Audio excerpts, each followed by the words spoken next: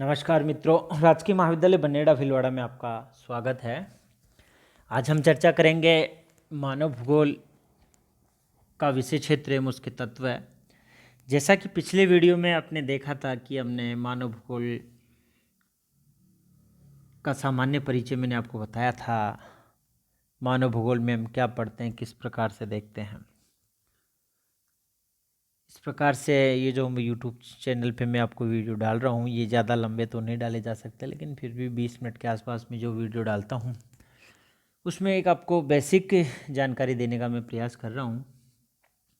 आज हम जो मूल रूप से जो देखेंगे वो ये होगा कि मानव भूगोल का सब्जेक्ट मैटर या विषय क्षेत्र जो है वह क्या है। तो इस मानव भूगोल का जो विषय क्षेत्र है या मेजर एलिमेंट है इसके, जो उसके संदर्भ में दो तीन विद्वानों का हम जिक्र करेंगे, जैसे कि जीन ब्रोंज है, ब्लास है और एल्सवर्थ हंटिंगटन है। तो ये तीन विद्वानों के सामान्यतः प्रश्न आते हैं कि जैसे कि प्रश्न परीक्षा में आ सकता है कि हंटिंगटन के अनुसार मानव भूगोल के का विषय क्षेत्र या मूल तथ्य क्या हैं, या ब्लास के अनुसार मानव भूगोल में उन्होंने क्या प्रमुख चीज़ों को क्या ब्लास ने क्या माना है, या ब्रोंज ने मानव भूगोल के कौन से तथ्य प्रमुख रूप से माने हैं। तीनों से संदर्भ में एक आध प्रश्न सामान्यतः परीक्षा में आ जाता है। तो सबसे पहले हम जिक्र करेंगे कि इन दो तीन विद्वानों ने जो मानव भूगोल के मुख्य मेजर फैक्ट जो माने, कौन से तथ्य माने जिनके लिए ये विशेष रूप से माना है कि इनका हमें मानव भूगोल में अध्ययन करना चाहिए। तो वही चीज़ें आएगी जैसा कि मैंने आपको पिछले उस टॉपिक में बताया था कि फिजिकल फैक्टर्स हो सकते हैं, मानवीय तथ्य हो सकते हैं, क्योंकि बिना प्रकृति के मानव की कल्पना संभव नहीं है। और जब मानव नहीं है तो प्रकृति के अध्ययन का कोई औचित्य नहीं है। तो जब मानव स्वयं है ही नहीं तो फिर उसका अध्ययन करने वाला कौन होगा और किसके लिए हम अध्ययन करेंगे, तो बिना औचित्य वाली बात है। और मानव अकेला प्रकृति के बिना कुछ भी नहीं है। तो मूल चीज़ ये है कि भूगोल एक ऐसा विषय है जो दोनों को जोड़ता है, दोनों ही शामिल हैं उसमें, किसी एक का अपने आप में कोई स्वतंत्र अस्तित्व नहीं है। ये बड़ी महत्वपूर्ण चीज़ है इसमें। तो जीन ब्रोंज ये बताते हैं कि मानव भूगोल में प्रमुख रूप से किन किन तथ्यों पे बल देना चाहिए। उनके अनुसार जो भूगोल के मेजर फैक्ट्स हैं, तथ्य हैं, वो उन्होंने बताया। सबसे पहला तो उन्होंने बताया कि सभ्यता के विकास। अब आप इस चीज़ को यहाँ से जोड़ सकते हो कि मानवीय जो सभ्यता है, मानव प्राचीन काल से किस प्रकार से धीरे धीरे इस स्थिति में पहुँचा है। और इसका मैंने आपको बताया था जब वो मैंने बताया कि मानव भूगोल का जब सामान्य परिचय करवाया तो मैंने बताया था कि मानव पर्यावरण संबंध, उस चीज़ से आप सभ्यता के विकास को जोड़ सकते हो। तो पहला जोड़ देते हैं जीन ब्रोंज मानव भूगोल के प्रमुख तथ्यों में कि सभ्यता का विकास के आधार पर विभिन्न तथ्यों को ब्रोंज ने कुछ सब डिवीजन में डिवाइड किया है, उपविभाग उन्होंने बताए हैं। जैसे मानव की प्रमुख आवश्यकताएं क्या हैं, यानी जीन ब्रोंज ये बताते हैं कि मानव भूगोल में हमें प्रमुख रूप से ये चीज़ें एक तो अध्ययन करनी चाहिए कि मानव की प्रमुख आवश्यकताएं क्या है। सामान्यतः आप जानते हो रोटी, कपड़ा और मकान, ये मानव की प्रमुख आवश्यकताएं हैं जो कि ब्रोंज ने बताई हैं। लेकिन वर्तमान में तो रोटी, कपड़ा और मकान के अलावा चिकित्सा और शिक्षा भी एक मेजर रिक्वायर अपनी हो गई है। लेकिन ब्रोंज ने तीन चीज़ें बताई हैं, रोटी, कपड़ा और मकान। यानी हम भोजन किस प्रकार से एकत्र करते हैं, वस्त्र क्या है हमारा, किस प्रकार से, और हम अधिवास जो हैं, वही चीज़ आ गई, आवास अधिवास आ गया। खान पीन की सारी वस्तुएं, कौन सी फसलें हम पैदा कर रहे हैं भोजन के लिए, कपड़े कौन से पहन रहे हैं, कैसी परिस्थितियों में, तो ये सब कुछ आ गया। दूसरा देखते हैं कि जीन ब्रोंज ने बताया सब डिवीजन में भूमि का शोषण, अर्थात हम भूमि का उपयोग किस प्रकार से कर रहे हैं। प्राथमिक क्रियाओं के अंतर्गत मैंने बताया था कि कृषि बहुत ही मेजर है अपने आप में। तो हम कृषि का जो शोषण कर रहे हैं, उसने शोषण शब्द बताया है। कृषि का उपयोग कैसे कर रहे हैं, जैसे कि हम कृषि पे पशुपालन कर रहे हैं, कृषि कर रहे हैं, खनन क्रिया कर रहे हैं, इंडस्ट्री वहाँ लगा रहे हैं। तो ये चीज़ें बताई। तो दो देखा हमने सभ्यता के विकास में कि प्रमुख आवश्यकताएं मानव की, जैसे कि भोजन है, वस्त्र है, रोटी है ना, और आवास है। फिर भूमि का शोषण में उसने बताया पशुपालन है, कृषि है, खनन है, इंडस्ट्रियलाइजेशन है, औद्योगिकरण है। तीसरा देखो सामाजिक भूगोल, यानी मानव के सामाजिक जो संबंध हैं वो किस प्रकार से सामाजिक संबंधों का अध्ययन, यानी मनुष्यों की पारस्परिक निर्भरता कैसी है, एक व्यक्ति दूसरे व्यक्ति से किस प्रकार निर्भर है। स्वाभाविक है कि अकेला व्यक्ति अपने आप में कोई अस्तित्व नहीं रखता है, इसलिए मानव एक सामाजिक प्राणी है और समाज में उसकी पारस्परिक निर्भरता होती है। एक गांव से दूसरे गांव की निर्भरता, एक शहर से दूसरे गांव की, शहर से शहर की, शहर से एक राज्य की दूसरे राज्य से, नगर की दूसरे नगर से पारस्परिक काफ़ी आदान प्रदान वस्तुओं का, सेवाओं का, मूल्यों का, व्यक्तियों का होता रहता है। तो ये मनुष्यों की अंतर्निर्भरता है। सहकारिता, आपस में मिलजुल के काम करना किस प्रकार से। श्रम विभाजन, अलग अलग व्यक्ति अलग अलग कार्य करते हैं, कोई खेती करता है, कोई नौकरी करता है, कोई इंडस्ट्री में काम करता है, कोई सेवा क्षेत्र में काम करता है, कोई बैंकिंग सेक्टर में लगा हुआ है। तो ये सब चीज़ें सामाजिक भूगोल में उन्होंने मानी है। एक है राजनीतिक और ऐतिहासिक पृष्ठभूमि के हिसाब से भी हम कुछ अध्ययन करना चाहिए कि जहाँ व्यक्ति रहता है वह धरातलीय क्षेत्र है, और वह धरातलीय जो क्षेत्र है वह एक किसी राजनीतिक इकाई के नाम से जाना जाता है। वहाँ का प्रशासनिक व्यवस्था कैसी है, किस प्रकार की है, राजनीतिक वो लोकतांत्रिक है या राजतंत्र है, वहाँ देश की सीमाएं कैसी हैं, किसी के अधीन तो नहीं है, स्वतंत्र संप्रभु वाला राज्य है, उसकी सीमाएं सुरक्षित है या नहीं है। यानी कुल मिला के राजनीतिक भूगोल से संबंधित जो तथ्य हैं उनको भी ब्रुंज ने महत्वपूर्ण माना है। तो ब्रुंज ने बताया सभ्यता के विकास के संदर्भ में 4 सब डिवीजन किए। प्रमुख आवश्यकताएं क्या क्या हो सकती हैं, भूमि का उपयोग या शोषण हम कैसे कर रहे हैं, सामाजिक भूगोल के कुछ तथ्य और राजनीतिक और ऐतिहासिक भूगोल के कुछ तथ्य। दूसरा जो प्रमुख रूप से जीन ब्रुंज ने माना है वह है कल्चर फैक्टर्स, सांस्कृतिक तथ्य। ब्रुंज ने इनको 3 प्रमुख रूपों में बताया है। ये जो है मिट्टी का अनुत्पादक उपयोग, यानी भूमि का पहले वाला देखा हमने सभ्यता के विकास में कि भूमि का शोषण यानी उत्पादक प्रयोग था, उसमें हम किस प्रकार से भूमि का शोषण कर रहे हैं। अब यहाँ आया है मिट्टी का अनुत्पादक उपयोग, यानी कि जैसे कि हम अधिवास बना लेते हैं, रोडें वगैरह, परिवहन के मार्ग बना लेते हैं, तो प्रयोग तो है धरातल का लेकिन अनुत्पादक है। तो उसमें इस तथ्य में उसने रखा है वनस्पतियों का अध्ययन करना, जंतु जगत का और मानव की विजय, अर्थात हमने किस प्रकार से अपनी आवश्यकताओं के अनुसार वनस्पति एवं जंतु जगत पे अपनी विजय पाई है, किस प्रकार से हमने उसको अपने अनुसार ढालने का प्रयास किया, ये भी हमें मानव भूगोल में पढ़ने का। तीसरा है मनुष्य की विध्वंसात्मक कार्य। जैसा कि मैंने आपको मानव भूगोल के परिचय में बताया था कि मानव के कुछ कार्य ऐसे भी हैं जो स्वयं उस पर घातक हैं, जैसे कि बढ़ता पर्यावरण प्रदूषण है, ओजोन क्षरण है, अम्ल वर्षा है, बहुत ज़्यादा एयर पोल्यूशन आज जो हो रहा है, और हमारा पूरा का पूरा पारिस्थितिकी तंत्र ही अपने आप में अपनी गुणवत्ता को जो खो रहा है, अपने अस्तित्व को खोने के कगार पे है। और अभी जैसे कि वर्तमान में भी आप देख रहे हो कि मानव ने इतना अधिक, जैसे अभी वर्तमान में कोरोना वायरस जो चल रहा है उसके संदर्भ में बताया जाता है कि चाइना में ये चमगादड़ से आया हुआ वायरस है। तो मानव अगर प्राकृतिक से जीव जंतुओं से इतनी छेड़छाड़ नहीं करता तो हमारे तक ये विश्व महामारी आज तक नहीं पहुंच पाती। तो ये मनुष्य के विध्वंसात्मक कार्य हैं। आप इसको इस रूप से देखिए, मैंने आपको पहले बताया था भूगोल के अलावा संसार में कुछ है ही नहीं।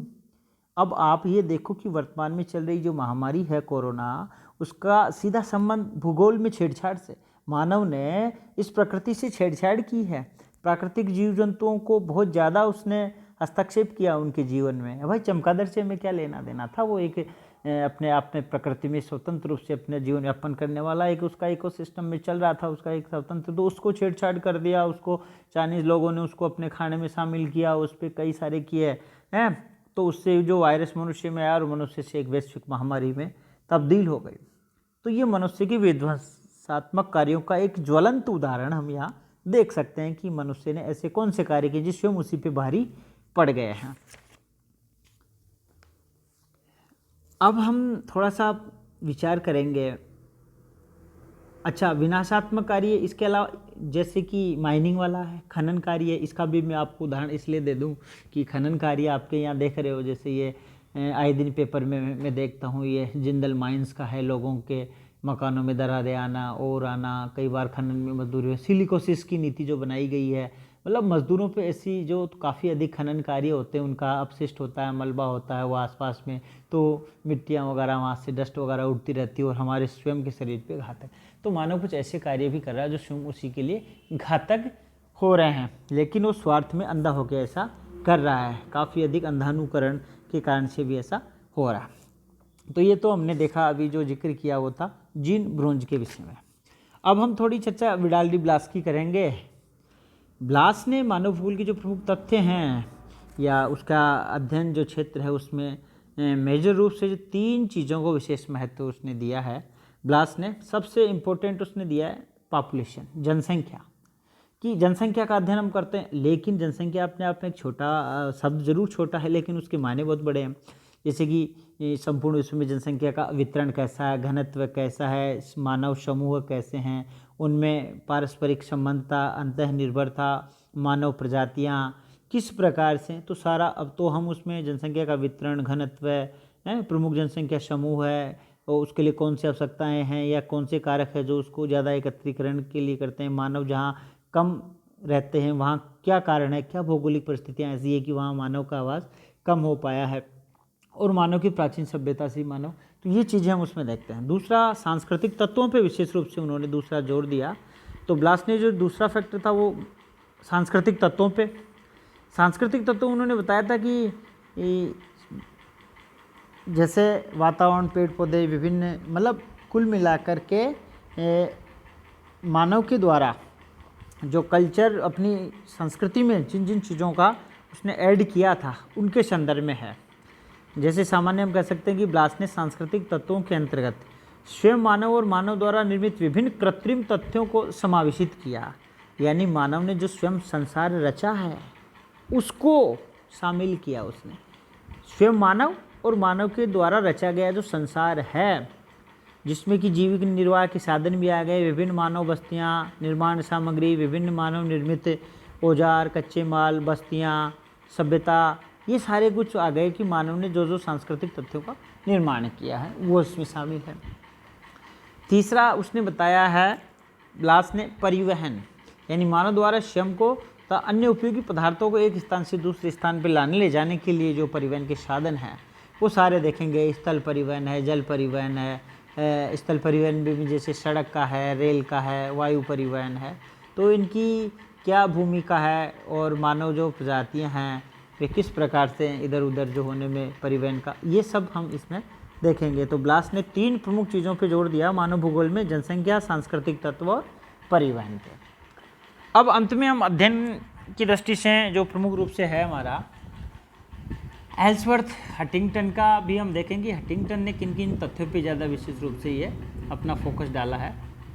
हंटिंगटन ने मानव भूगोल के तथ्यों को विभाजन सर्वप्रथम 2 भागों में किया है, और वे 2 जो पार्ट हैं वे हैं, पहले वाला जो है फिजिकल कंडीशन, प्राकृतिक दशाएं, और दूसरी है ह्यूमन कंडीशन। 2 पे विशेष रूप से जोर दिया, एक भौतिक दशाएं और एक मानवीय दशाएं। ये अपने अपने दृष्टिकोण हैं। भौतिक दशाओं के अंतर्गत उन्होंने जो बताया है कि पृथ्वी की ग्रहीय संबंध, मैंने बताया था आपको, पृथ्वी के धरातल पे मानव निवास करता और मानव के इस संसार को मानव भूगोल में हम अध्ययन करते हैं और इस संसार को प्रभावित करने वाले तथ्यों का भी हम अध्ययन करते हैं। तो ये ग्रहीय संबंध उन्होंने जो बताया है, इसका मतलब है कि पृथ्वी की गतियाँ आदि जो संबंधित हैं, तो सीधे दिन रात का होना, ऋतुओं का बनना है, ये सब ग्रहीय संबंधों में आता है। और ये ग्रहीय संबंध जो हैं ये किसको प्रभावित कर रहे हैं? सीधे मानव जगत को, मानव जीवन को प्रभावित कर रहे हैं। ध्यान रखना, मानव भूगोल में संपूर्ण प्राकृतिक वे घटनाएं जो मानव को सीधे रूप से प्रभावित कर रही हैं या अप्रत्यक्ष रूप से प्रभावित करती हैं, वे भी हमारे अध्ययन का क्षेत्र हैं। स्थलाकृति हैं, विभिन्न जलीय क्षेत्र हैं, मिट्टी है, खनिज हैं, जलवायु, मानवीय दशाएं, ये सब कुछ हैं जो भौतिक दशाओं में आती हैं।